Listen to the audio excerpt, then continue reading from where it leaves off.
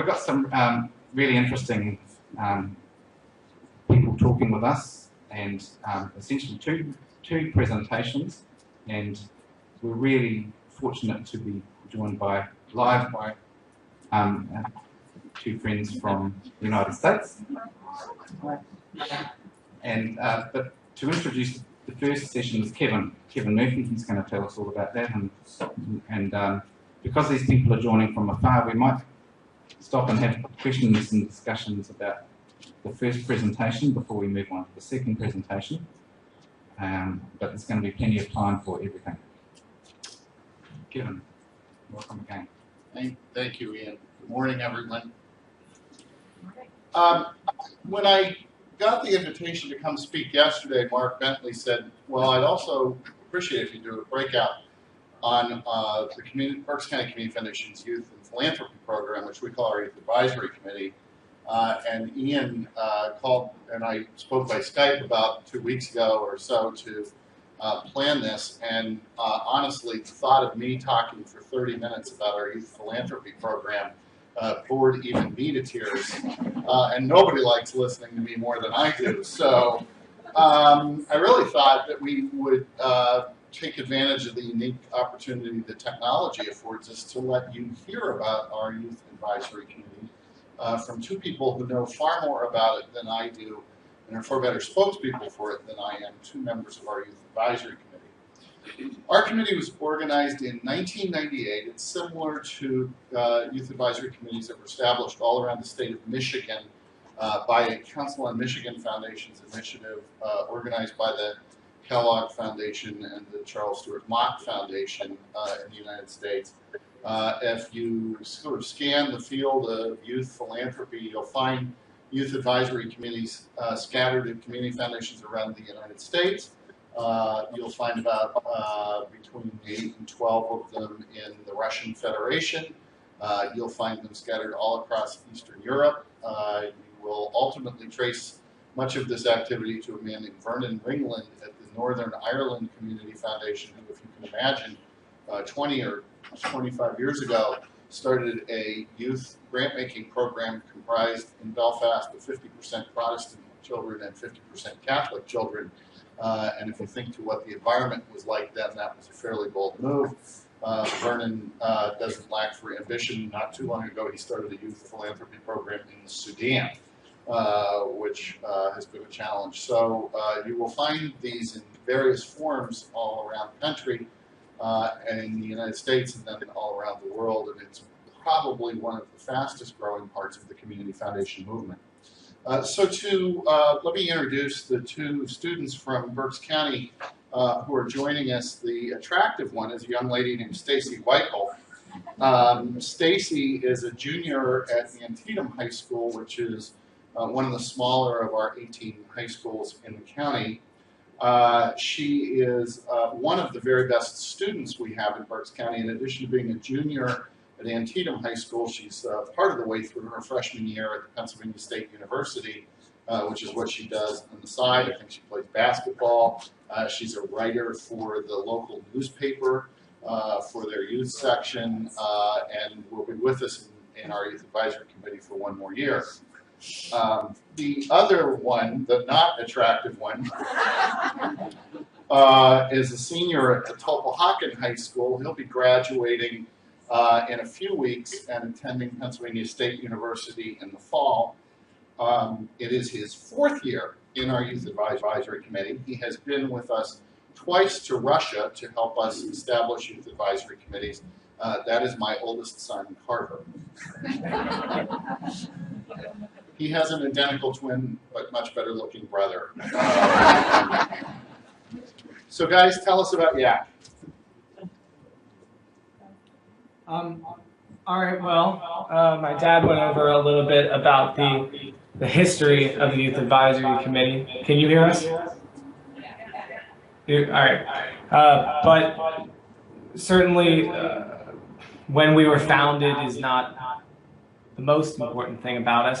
The most important thing, I think, would be the work we do in the community year to year. Every year we're given $15,000 by the Community Foundation to distribute to nonprofits around the county.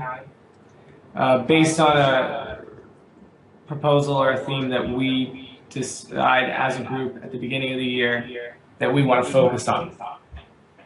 On that note, our RFP, which is our request for proposal, is like what he said, what we all come up with.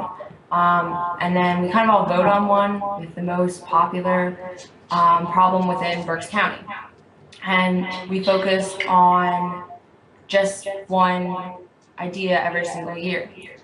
This past year we had Healthy Eats, and what that based on was healthy education,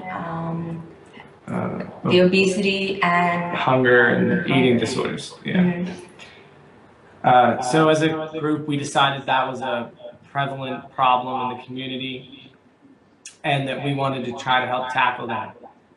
So our wonderful advisor, who's actually sitting here, you can't see her, Sarah McCausland, asked nonprofits across the county if they had programs that were that fit this theme, and we got 20 responses to go look at programs, and about $120,000 in requests for grants.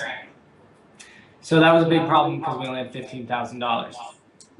so therefore, that's why we go on site visits and we go and visit these nonprofits to see if these programs actually fit the RFP, if they are what they are, and eventually we come together at the end of the year and our decision day or D-Day, and we figure out which ones we really want to give. We want to split the $15,000 amongst.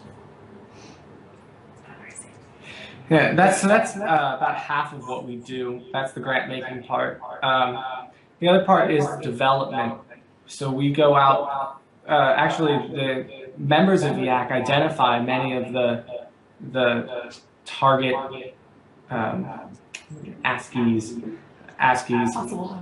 possible donors, I think is the politically correct term. We identify where we think the money is, and we go and we ask them for money, and that's probably the hardest part of what we do, and because it's very nerve-wracking.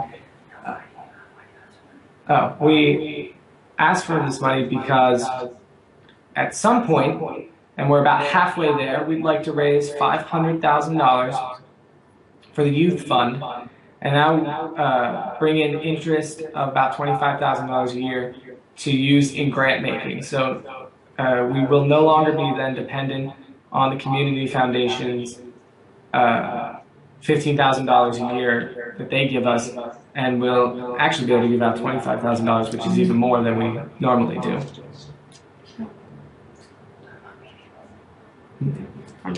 What do you mean? Okay.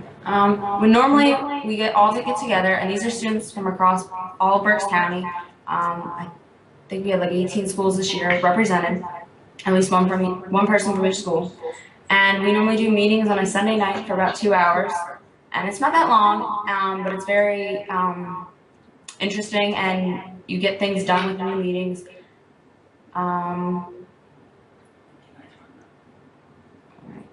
Yeah, we do. We do run them. We run them ourselves.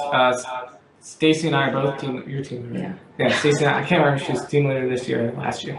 But both of us are team leaders. And six team leaders.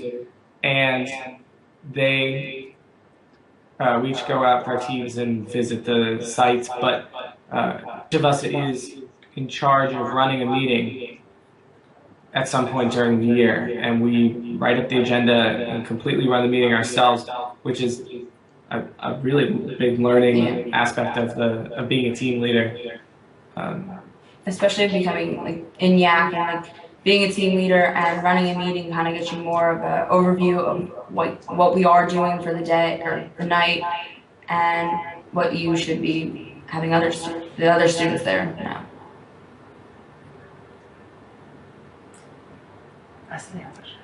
Yeah, do you have any questions? I think questions are always easier to answer than talking about it.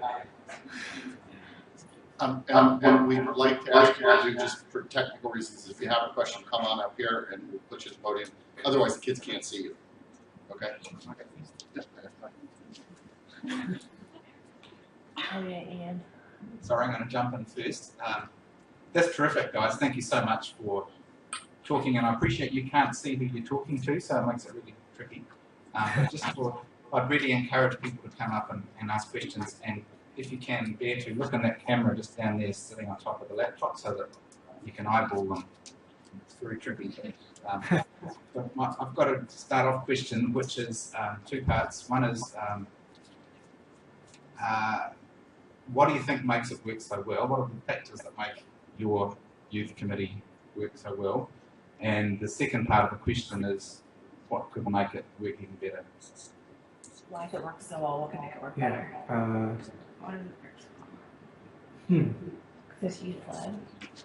You guys are all really passionate. Yeah, I think the key to the youth advisory committee, the key to its success, the key to our success in the organization and our ability to learn is that it is youth led. We have the team leaders, and we run these meetings. We do most of the work. I think really what we just don't do is the paperwork. That's the only thing we don't do. We make all the decisions, and I think that's the key to the learning aspect of it and making it work so well. And certainly we all become better friends and learn how to work with each other in a more professional environment than maybe school. I think that's the big thing of why it works so well. It's the fact that you have everybody that has so much passion for one thing, that you all have everybody coming together, and you all share the same interests, more or less, no matter your differences. Right? There's a cue forming. Hi guys, you're in demand. I'm keen just to find out a little bit more about your plans to establish the $500,000 fund. So for example, whose idea was it? How was the idea generated? And what support are you getting from the Community Foundation? And also, third part, what's the response of the potential donors that you have spoken to so far? I know you're halfway there, but is it a hard sell, or is it, are you getting a good positive response? Okay, so in 2000, Sarah tells me that we started in 2002. I don't know whose idea it was. The Yak advisor at the time, I believe. And now $500,000, I'm sure you all know, is a difficult goal to reach. It's a lot of money. And the money comes from just $3,000, $5,000 contributions at a time. You had won $30,000. We did have, our largest, I believe, was $30,000 at one time. Was that from a business? Yeah, it's from a donor. And the goal is mostly to become self-sufficient and to be able to give out more money each year than we do now. But yeah, what else do we? I mean, the foundation houses us. That's the help we get. But the donors and I sit down with Kevin and go over past asks, make sure that we don't ask the same people. Oh yeah, and the Community Foundation makes sure that we don't bleed people dry of their money. They make sure we only ask every couple of years, and we don't ask the same people over and over again. And I think one of the most important things actually about it would be the development process. Stacey, would you agree that learning how to ask for money is probably one of the most important things we can get from it? Yeah, it is one of the important things. Everybody fundraises in school, and like $1 for this, $1 for that. This is more or less asking people for thousands of dollars out of their pockets in their home environment. So it's more of a, like, it's not really scary or anything like that, but it's more just like the impact that they could be giving their money to youth, and that they trust us well enough to give it to other companies or nonprofits within the area to help better youth and other people. Thank Hello. I've got a two-part question. What is the demographic of people that you're making gifts to, and how do you measure success? Do you revisit the donees of your gifts, and do you ask them to report back to you? And as I say, how do you measure success?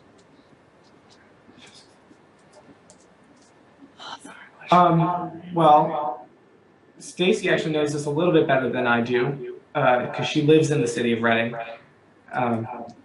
But the city of Reading sits in the center of Berks County and is the 6th poorest city in the United States now. It was at one point the poorest city in the United States, and that's our biggest. I think the biggest population that we serve. Outside of Reading, we certainly serve people outside of Reading. It's I'm getting some feedback here, but because Reading is so poor, they have a lot of the nonprofits and the organizations that we try to help the community is targeted toward the city.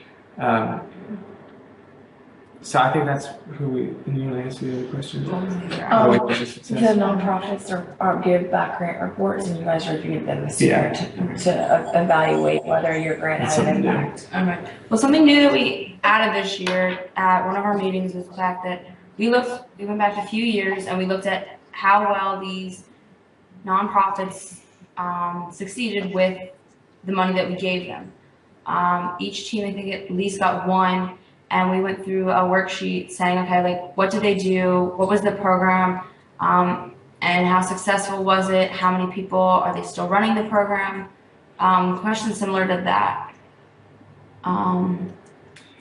Was it fun? Did you learn anything? The learning experience from that was more or less that that youth, the people in the youth advisory committee could finally see what actually happened with the money, and to see where that money really went to, and if they spent it for the right reasons or the reasons that we wanted them to. Yeah, I think we really learned some of the programs we've been funding for years. We learned whether or not they're actually effective, and that was huge because every year Sarah interviews new people for the position of team leader, and several of us, myself included, said, we've been in this now for 3 or 4 years, and we don't know if we're making a difference. We don't know what the impact we're having is, and we really wanted to know. So the Community Foundation had been getting the grant reports, but we had never seen them, and we decided we wanted to see them this year. We reviewed them, and that was good because now we know some of the programs we have funded in the past are not as productive as we thought they would be, and some that we had been kind of shaky on made more of an impact than we thought they were going to. Okay, that's great. Thanks very much.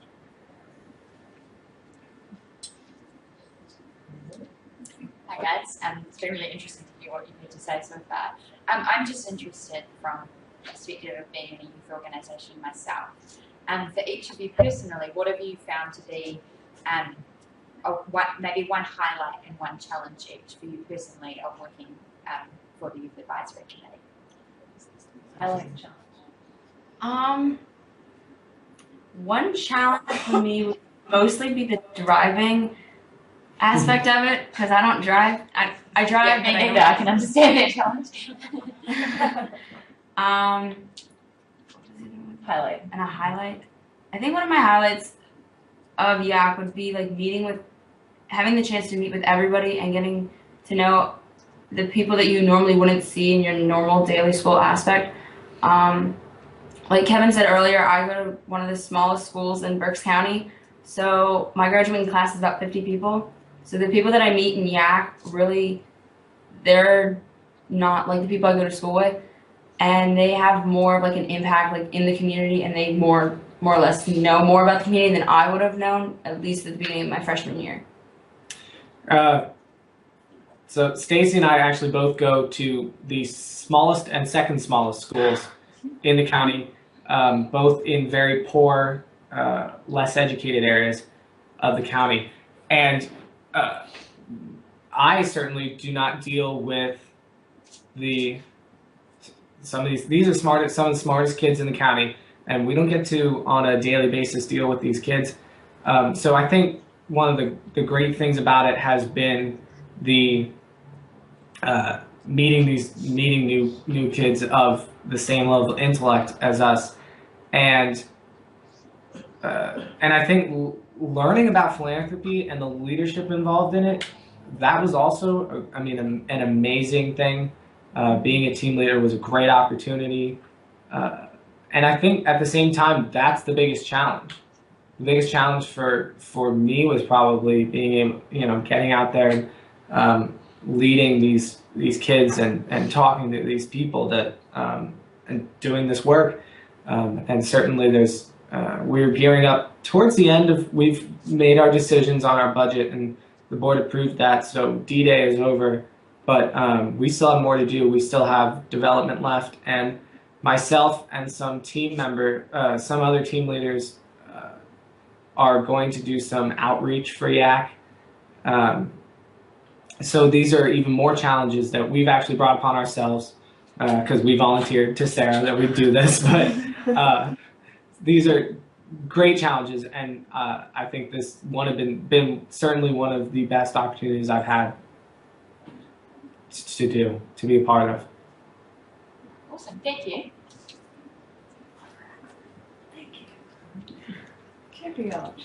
Yeah, hi to you both. There are two parts to what I want to ask. The first is, I'm not clear on whether you are acting reactively or proactively. I think reactively, have you considered being more proactive in determining the direction that youth in your area goes? And secondly, given that you've already demonstrated a success in fundraising, have you considered asking the Community Foundation to match you dollar for dollar on what you do out? It's a good idea. I will be talking when I get home. You get home. I actually, that reactive, proactive question is interesting. And this, I would say we're probably mostly reactive. I think we, for the most part, are asked to identify problems in the community amongst youth and see how we can help fix that. I think, actually, you can say something, I'm sure, but my brother, as for the RFP this year, his idea was that we try to encourage involvement in community organizations such as student councils, YAC, NHS, which is National Honor Society. So I think that was probably the most proactive idea I've heard.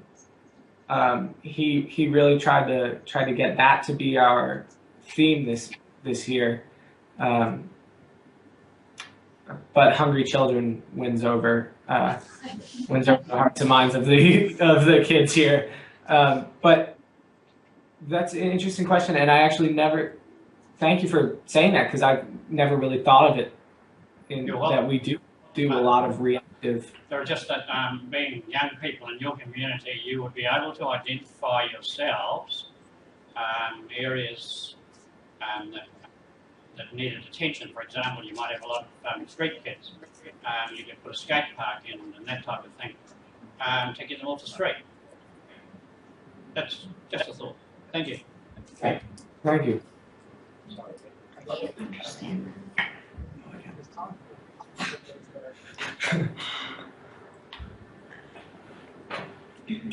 Well, guys, thank you very much for joining us. I know you had to come in late in the evening. Sarah, thanks for helping set this up. Carver, make sure that you clean your bedroom up when you get home. It's spotless. Okay. Carver, Stacy, thank you very much for joining us.